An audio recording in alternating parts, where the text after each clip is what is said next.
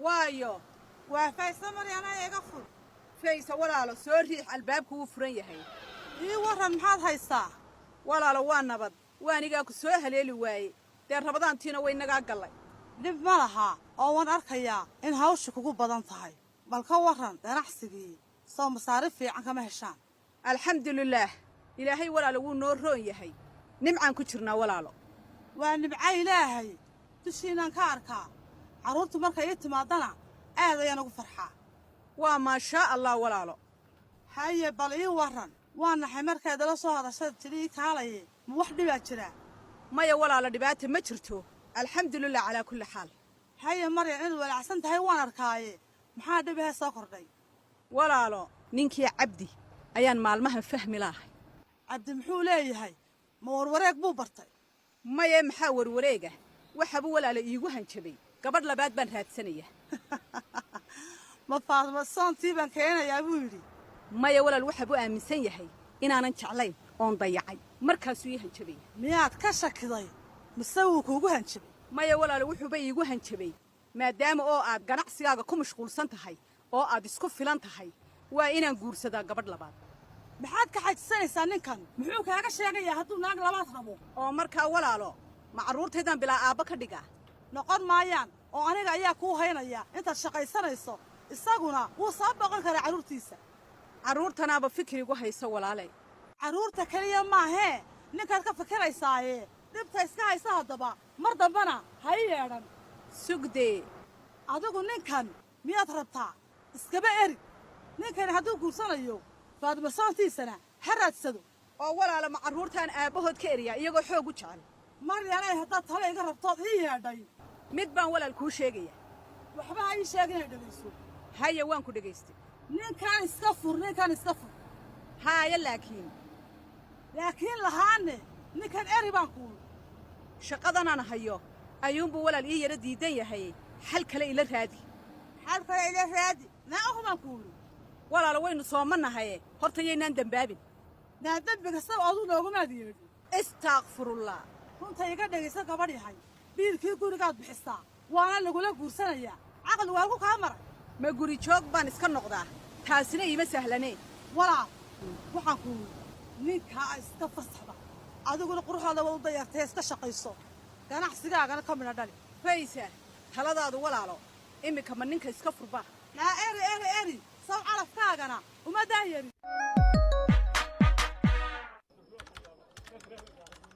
adeera jaamac adigee faarax kolay kafeeya shaah cabi maysaana waa ramadaane maxaan kaloo idiin qabtaa aad baad u mahadsan tahay waad fasaxan tahay bisha ramadaan soo dhammayso anigu afurrada hoteelladan u doonan doonaa soo sidaa ma aha faarax aabbo insha allah amba xaggan xafiiskaana loogu keeni doonaa afurka xaggana waa meel si fiican magaalada looga daawadaan in noogu taallaayo xafiiskaagu waa inuu noqdo meel qurux badan waxay soo jiidasho u tahay dadka doonaya guryo iyo wax la mid ah inay dhistaan waxayna rumaysanayaan waxaad u qaban karto aabbo iminka muddo dheer ayaad keliga ahayd hooyadayo aad ayaad u jeclayd iminka 10 sanno aaba sii mootantee allah u naxariisto hooyadaa qof aad u fiican oo aan jeclaa bay ahayd weliba bishan oo kale ee la sooman yahay aad bay noogu fikiri jirtay aabbo haddaad mar labaad guursan lahayd waan ku farxi lahayn anigii walaalahayba yaa maxaa tiri aabbo adigoo iga raaliya ii sheeg haddii jirto gabadhaad isha ku haysaa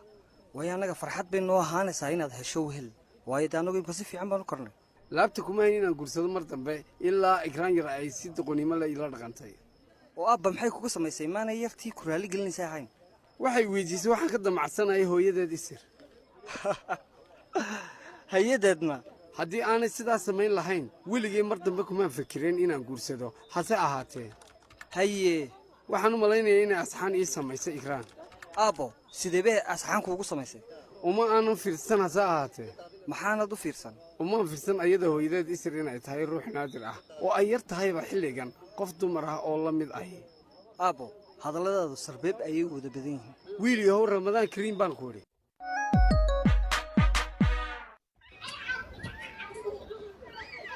iyaalow mad ciyaarta iga daysan hooyo waan shaqaynayaaye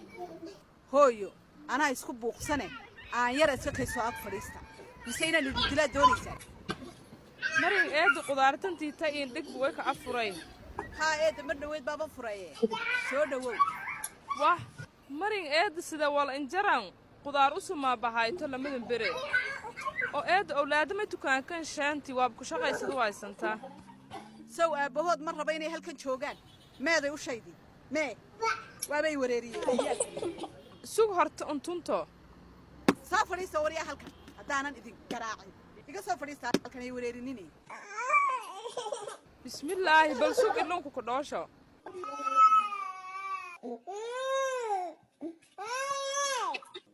alla hooya ii aamusa idinka iga cadhaysiiyey ma jecli inaan idindila rabadaan taas saasay dhaba eedda owlaadunku boorsido naamadiino khudradda ma kuu dhigaa mise imikaad qaadanaysaa xamaray iindhig laakiin tanta laka afuri kora ma eh macmiishii oo dhaniba sidaasay ku qaateen eeddu tan galabtu oo badeerta walliga ma ognagta eeddu saaga khudraddeeda ma inaad iga caydaabaad iigu timid bismillaahi eedda qudaarta ma koo aayne walilebika eray ma fayle ma jara taasi miyaanay cay ahayn bismillaahi geeka caadimihiidi maryanay may halaawsan eedda wax badan baa khaldane adna ha iga darine khudraddaada ama qaado ama hadhow soo mar bismillaah maryanay dhibka kaxaysida ma ay kiilo ogaado midaad wax ka qaban karta maahee sidaa raalli ma ku ahaan kartaa haye maryanay ilaahay keen fududaayo owlaadale inuusku dhammaytoy naamadiinoy maanta shuqul kalaabaad gelaysaaye khudraddaadan iga qaado anigu ma hayn karayee haye shaan rabadaan kariim eeddo nabaday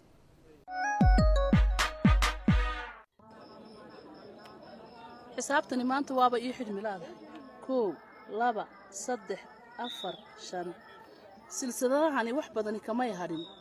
horta ikraanay goor dhaweyd maxaad ii sheegaysaa hooyoy ganacsigu aad buu u socdaa edhasooma moodo dukaanku inuu nagu yar yahay xilliga ciidana macaamiil badan baa imanaysa waa inaan dhaqso dalab ugu diranaa dubay dahabkan waa ila soo kordhiyaa oof eeg silsiladahan iyagu waabay dhammaadeene haddii ay macaamiishu u baahdaan hooya maxaan yeelaynaa hooyoy dhowr jeer baan kaa raaligeliyey noloshaada aan soo farageliyey su'aal baanse rabaa haddeer inaan ku weyddiiyo bal ii sheeg waxaad doonaysa inaad i weyddiisto waa anigaa dhigay shaqadii aan hayey laakiin ha igu xanaaqin waa su'aal keliye xanaaqayga ka baxo bal ii sheeg waxaad doonayso shaqo badan ayaa ii taalle hedha waxaan in badan la sheekaystay aabbahay maanta qof weynoo qaangaadha ayaa tahay kaama hor joogsan karo la kulanka aabbaha markaad doonto waad arki kartaa hedha hooyoy adiga aabbo xaaladdiinnu maxaa xumaanta sidaa u weyn ugu dambaysay hedha maxaa idin dhex maray ilmo carruura ma tiidigraanay furriinka oo dhan baa xumaan ku dhammaada aabbahaana fikirka uu ka qabo haweenka shaqeeya mid uguba maaha marka ma arrinka shaqada unbaa idinkala fogeeyey arrintu dhaqankuun ma aha waa in qofka dumarkahi ay leedahay xulasho iyo kala doorasho nolosheeda ah oo ma fahmin maxaa uga jeeddaa ka digtoonow qaladkaan sameeyoo kale inaad samayso markaad guursanayso hedha hooyoy wax badan waynu iska baran doonaaye waxaan kaloo rabay inaan wax kuu sheego hee waa maxay haddana aabbahay warsame ayaa dhowaan i weyddiiyey fikirka aan ka qabo inay suurtagal tahay iyo in kale maxay suurtagal sideeya inaad adiga iyo aabbo hedha dib isugu soo noqon kartaan iyo in kale yaa naa muxuu yidhi baad tidhi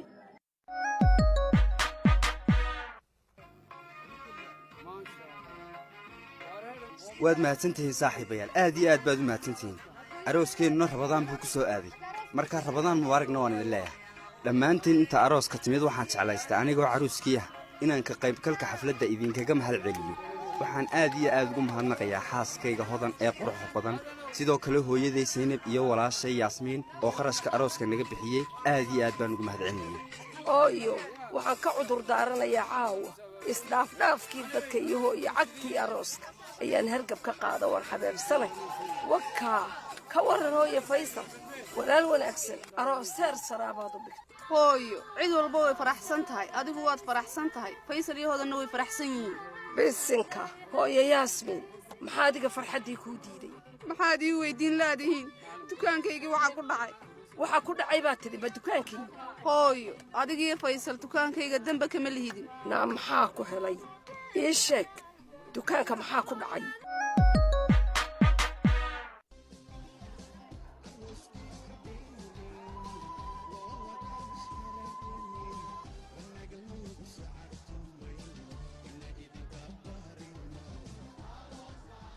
hooyo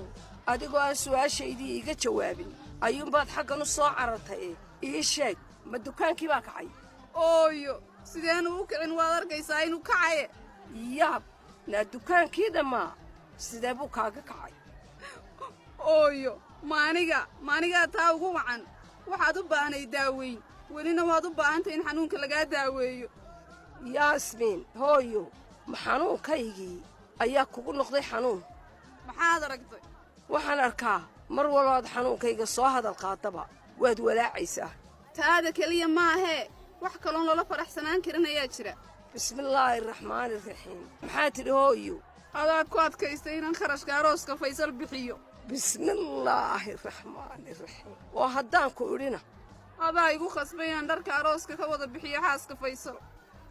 alla yaasmiinay hooyo arooska iyo dharkii aad u iibisay ma dhibaad qarsanaysay ayuu noqday anigu dhibtaadaan ka fikirayay adna faysal iyo hodan farxaddooda ayaad ka fikiraysay waa habeen farxadeed iyo arooskii walaalkaaye murugada jooji yaasmiine ilaahayna tala saaro maxaan isilowsiin karaa ma waxaan igu dhacay hooyo yaasmiin bal gurigaynu kaga hadli doonnaa wixii ku qabsadaye horta farxad yara dareen faysal wuxuu ogaa inaan lacag badan khasaaray ma faysal baa khasaarahaaga ogaa markii doontii bagaashka ii saarnaa ee aan caymiska lahayni degtay wuu ogaa waxaasaad igu kalifteen ooyo hadda maaniya faysal baa eeddu labadiinnuba arrintaas sababaa u haygaan kaalay hooyo murugada iska daaye alla xanuunkaygii burooyinka